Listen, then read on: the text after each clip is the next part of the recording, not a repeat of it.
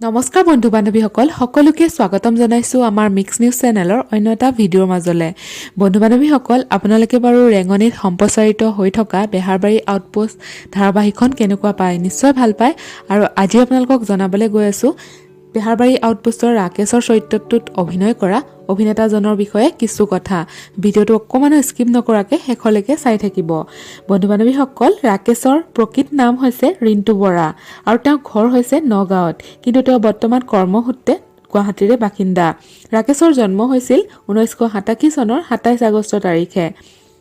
ৰিণ্টু বৰাই MA complete কৰিছে নগাঁও কলেজৰ পৰাই আৰু তেওঁ ঘৰত আছিল তেওঁৰ পিতৃ আৰু মাতৃ, কিন্তু বৰ্তমান দুইজনৰে মৃত্যু হৈছে। তেওঁৰ পিতৃৰ নাম হ'ল স্বৰ্গীয় পদ্মকান্ত বৰা আৰু তেওঁৰ মাতৃৰ নাম হ'ল স্বৰ্গীয় অৰ্ণৱ বৰা।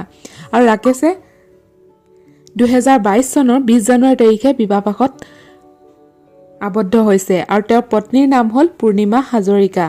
আপোনালোকে বাৰু ৰাকেশৰ অভিনয় চাই কেনেকুৱা পায়? যদি ভাল পায় আমাৰ ভিডিঅ'টো এটিত লাইক কৰিব আৰু কমেণ্ট কৰি জনাব, আৰু যিসকলে প্ৰথমবাৰৰ কাৰণে আমাৰ চেনেললৈ আহিছে চেনেলটো ছাবস্ক্ৰাইব কৰি দিব।